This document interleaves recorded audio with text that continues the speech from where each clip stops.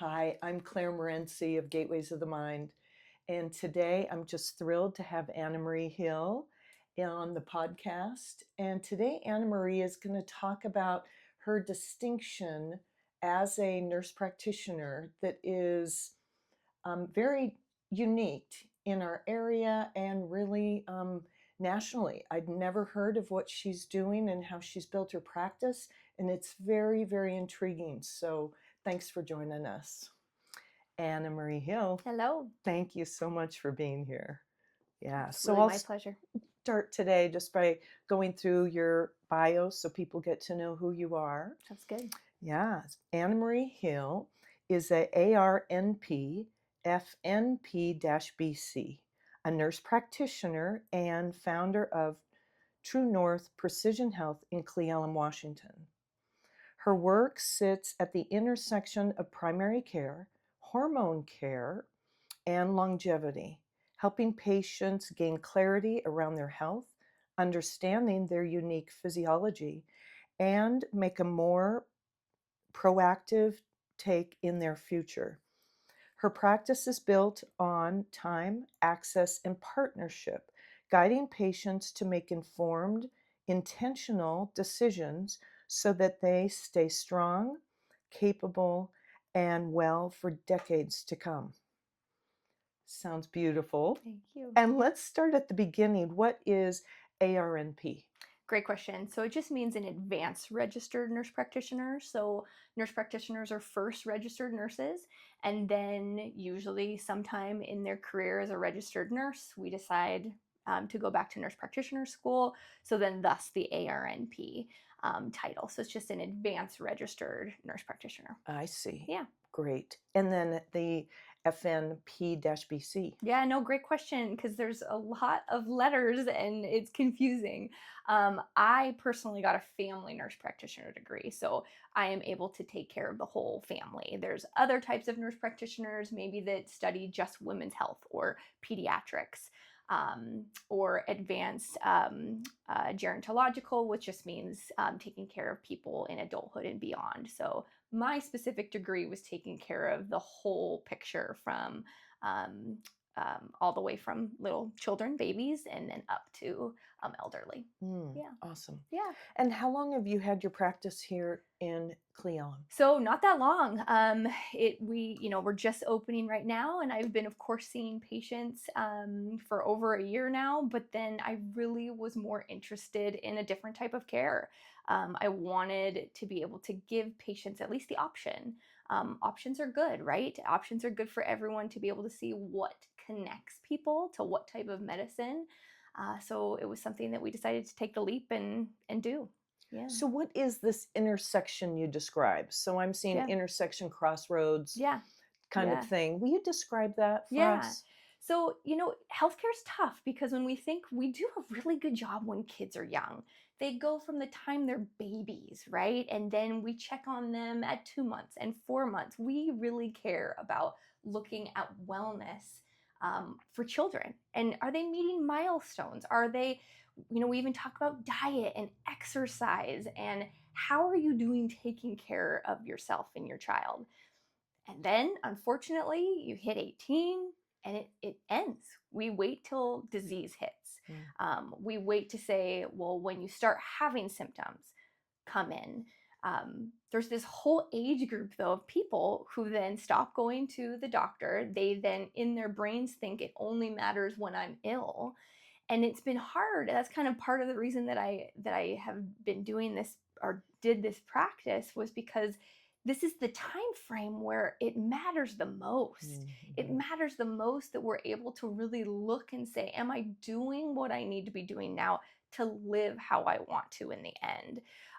There's a couple phrases, we have health span, right? And then we have lifespan. So lifespan, we know maybe you live to be 85, but we all know people who maybe lived to be 85, but they didn't have health span. They weren't doing the things that they loved. They were housebound, bedridden, not living the life that they wanted. And that's very different right? And we can affect health span, not necessarily lifespan, but we can affect health span so much by starting now when we're healthy to making sure that we're doing what we need to do to live. So a very different, I think, thought process of health. Mm-hmm. Like I said, I think it's a lot more in line to how we take care of children.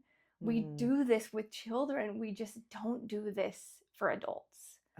For ourselves. Yes. Yeah. So what's the emphasis here then on having time, access, and partnership? What does that mean Yeah. when a patient comes in to see you? It's hard. I mean, healthcare people also aren't happy with the time that we get to spend with patients. I think you could ask any healthcare provider, and they will tell you that they do not get to spend enough time with their patients. So part of I think when I talk a lot with my patients about how we're kind of de-incentivized to go to the doctor. Mm. You go, it's a 15-minute visit, you're prescribed something, maybe you go home and you're not feeling well. It's hard to get a hold of providers. It's hard to get back into providers. And then you're kind of de-incentivized to go back. You're like, well, it didn't work. Mm. I'm only going to get 15 minutes. I can't get a hold of them. I can't get in for 6 more months. And I think that that's something that when I made this practice, I really believe it's a partnership with people, and that uh, it's so much of this delicate balance of being able to continue to talk to someone and work through it. And things change because we're not machines, we're people, and we evolve.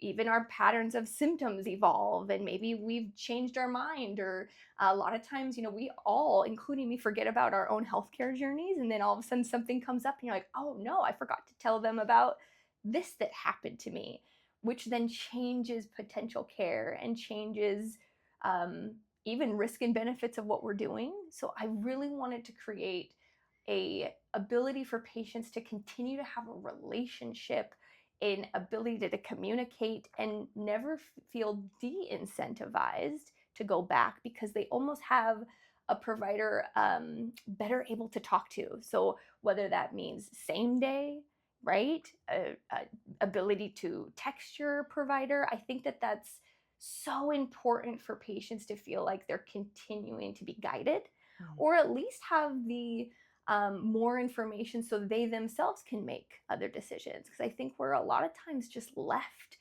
to almost, right, you whether you go and have an appointment with someone and then it's gone and it's done, and you're kind of left still with questions or concerns. And that's always something that I think, especially now while we're in our adulthood, we need more of that ability to have a conversation with our providers and not so restricted, which is kind of unfortunately how our healthcare system has gotten.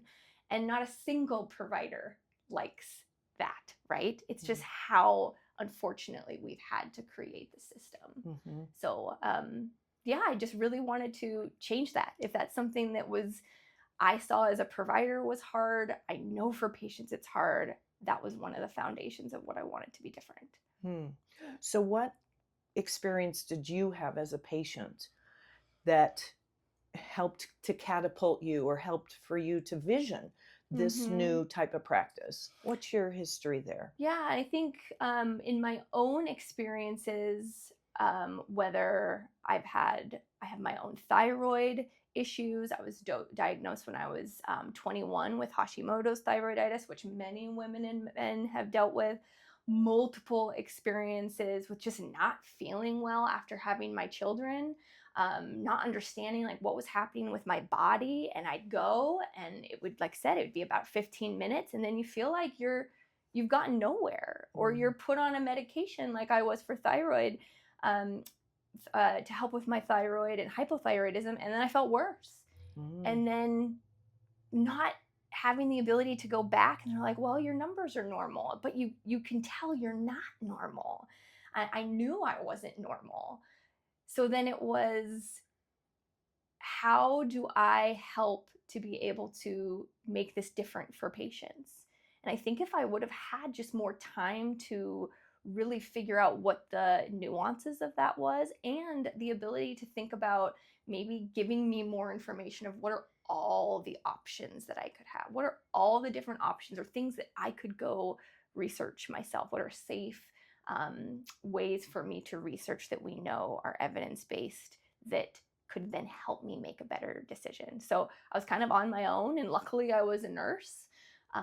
So I at least had the ability, the background, but it was just those continued experiences that I had for at least the last 25 years that made me really think that I would want to do it different because I want it different for patients. And I think a lot of us have those experiences, right, with healthcare, where you feel completely alone in that. And I don't know if you've also experienced those things where you do it, you almost feel like I'm just giving up. I don't want to even be part of the system anymore. Yeah. Yeah. Yes, I have.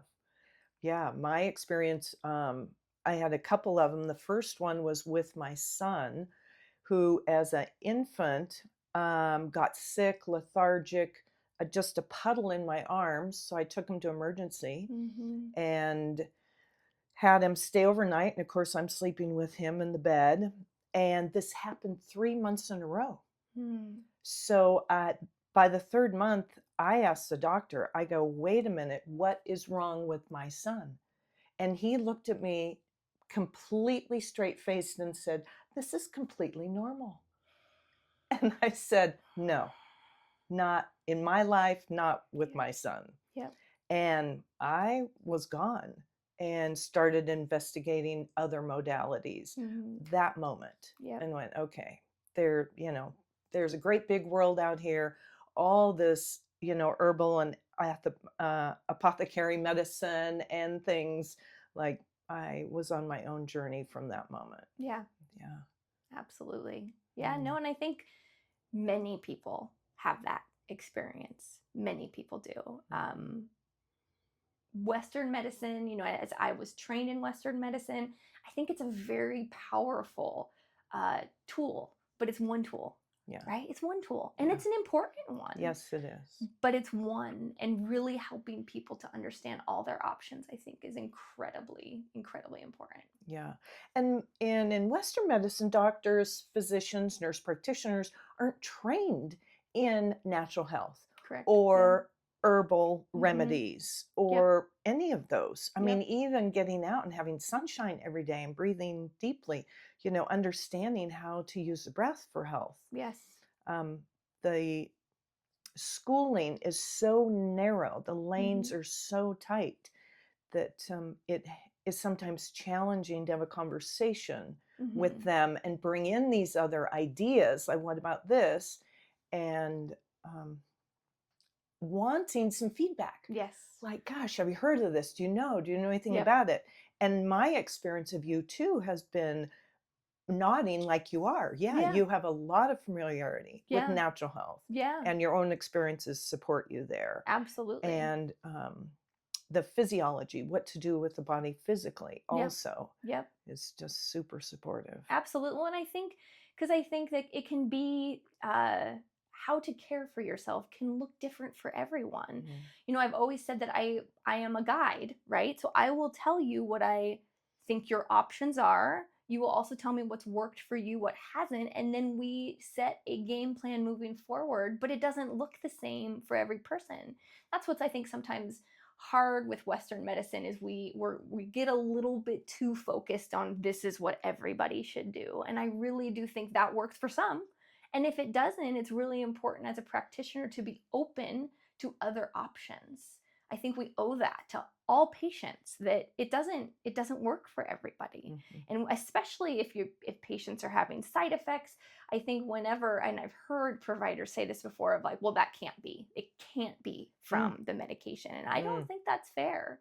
I don't think that's fair to say to a patient. I think they know their bodies, and we have to be respectful of that if it's not working, let's help them to find another answer, whether that is in the traditional Western medicine model or maybe some alternative therapies. I think that that's very fair. And I think patients not that they expect it, but I think they very much appreciate it. Indeed. Right? Yes. Appreciate that there are alternative options that everyone should be able to have access to, or at least not be told that they're a bad person for trying. I think that's also something that can be tough that practitioners do, is you can just see it in their eyes. And I don't think that that's fair. Yeah, Yeah. no. Well, the main thing that it then stirs in patients is self-doubt. Yes. And I know my job in the mental health field is to support people to begin to trust their intuition, to Yes. trust their inner knowing, Yes. and explore who they are Mm-hmm. in that journey of Yeah. health.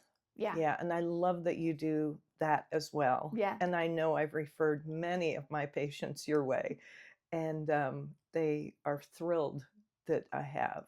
So Thank thank you. you. Yeah, thank you. Absolutely.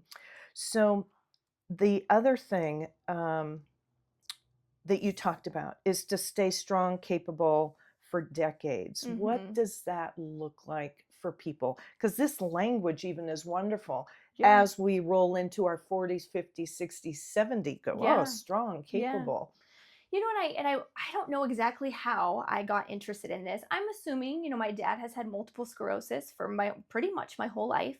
So I've seen kind of that chronic decline that happens Mm. with disease processes. And um I think that that's probably what sparked my interest in, you see people age, and some people age gracefully, some people don't. Some people it might be related to genetics. On some people you just wonder, like, gosh, how did they decline so much? Mm. They once were that vibrant person, and then it was a decline. And I think part of going back to why it's so important that we care for ourselves now, but really looking at health from a backcasting standpoint of, we all should be looking and saying, what do you want that last decade to look like? Mm. What do you want? And this can happen when you're in your 20s and 30s, right? So we're not waiting until you're 60, 70, but starting young. What do you want it to look like? Do you want to be able to be playing with your grandkids, or gardening, or hiking, walking your dog? Everybody should know, or at least dream of what that looks like. And then we can backcast of, are you where you need to be today to meet those goals? Mm. And that's what everybody should be doing. Mm-hmm. Everybody should be thinking about that. And I'm sure, mine would be, I would love to hike the Rosalind Ridge in my last. I think about that now because I hike it with my husband, and I think, when am I not going to be able to do this anymore? Mm. And it's sad, right? Because at some point I'm not, but Mm-hmm. I am sure hoping that I can do it for as long as I can. And we can very much tell where patients are at and when that's not going to be able to happen anymore. We can do that through different diagnostic testing, different lab markers. You can tell when patients are no longer going to be doing the things they love. And I think it's important for every patient that we at least arm them with that knowledge, that we're not waiting to be reactive, right? Because when you're reactive, it's too late. Too late. Absolutely too late. But we should all have goals, right? And everybody's different. So there's some people that say, like, I want to climb Mount Everest in my last decade, right? That's not my goal.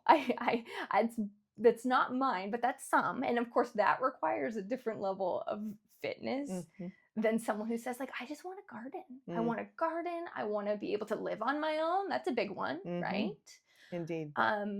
I want to be able to get up off the floor and the couch and use the restroom by myself. Like, those are things that really we can be able to measure if you're where you need to be. Like I said, hiking would be mine, but what would be yours? What are that final decade? What do you want to be doing? Mine too. Hiking, walking my dog, working in the garden, pretty much all of it. Yeah. Yeah. Yeah. Mm-hmm. And those are things that I wish we would pay more attention in medicine to be able to help patients realize, are you then where you need to be? Because we don't do that. Mm-hmm. We just give you some labs and say, looks good, come back if something happens, but we should really try to be more proactive. Mm-hmm. I think we And I deserve love that. the question. Yeah. Just asking the question to a 40, 50, 60-year-old, where do you want to be, is huge, because that gets us thinking, imagining, visualizing, knowing that we have a grandchild or hoping to have a grandchild, and where we choose to be on that. And I think it puts in perspective, we can talk about right diet, exercise, but sometimes the motivation of that back casting is different for people. If they realize that, oh, that's why I'm doing it, right? That's why it's important, because if many people don't want to lose that. Yes. When you put it in that way, it's like, oh, then it becomes a little bit more tangible. Yes, And tangible is indeed. important for people instead of just being told. Well, it's their why. It's Yeah. their what they're compelled for then Yes. is to see my grandchild graduate or Yeah. something. And be able to go to the And graduation. yes, exactly. Right? Because you're healthy enough to walk up the stairs. I mean, that's something too, that if it's in a stadium, are you going to be able to do that? And how many older people are scared of falling, Mm, right? mhm. Or don't have the cardiorespiratory fitness to walk up the 10 flights of those the bleacher stairs Yeah. to watch the graduation, so they end up not going. Mhm. I think it is. I think it's important to be able to have those conversations with people. Yeah. Yeah. I love it. Mhm. Yeah, beautiful. Thank you. Tell us about your practice. Are you taking new patients? What's happening now for you? Yeah, so we are. I'm opening up a direct primary care. It should be opened in June. I mean, I'm seeing patients now, but our building in Cle Elum will be done.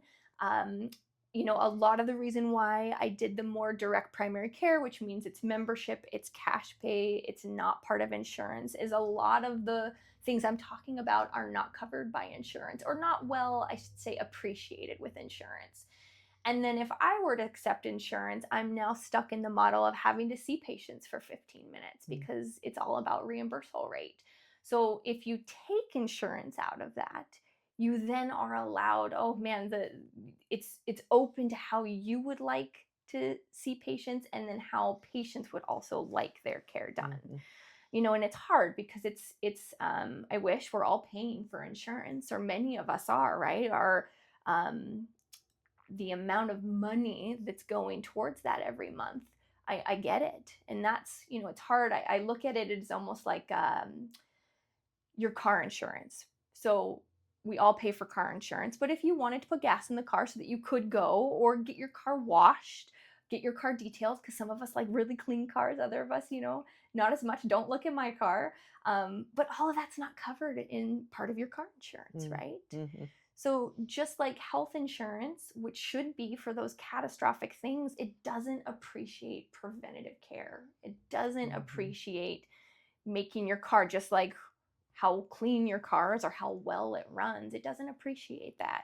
And so then that's what's been tough with the insurance model. How it's changed is really the preventative or primary care model is not really one where insurance should be part of it for the kind of care that many people would want to have, which is financially tough, right? Because like I said, we're paying lots of money to make sure that we have insurance. Hopefully someday that will change. But unfortunately right now, if we really want to make sure to be proactive, be preventative, have the type of time and relationship with our provider, it's outside of the insurance model.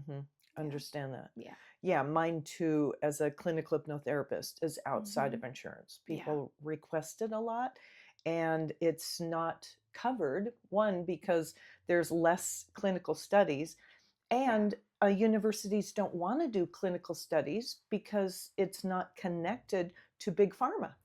Yeah, it's all here, doing the mind-body connection and healing from within. Absolutely. Wonderful. Yeah. What is your message that you would love to share with everyone? What if you had one message for really humanity?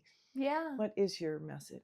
I think it's important that everyone take charge of their health. I want people to know that they're the makers of their own healthcare. They're the makers of their future and how their health looks. I think it's really important that patients take that back. All of us need to take that back and say, are you happy with how you feel?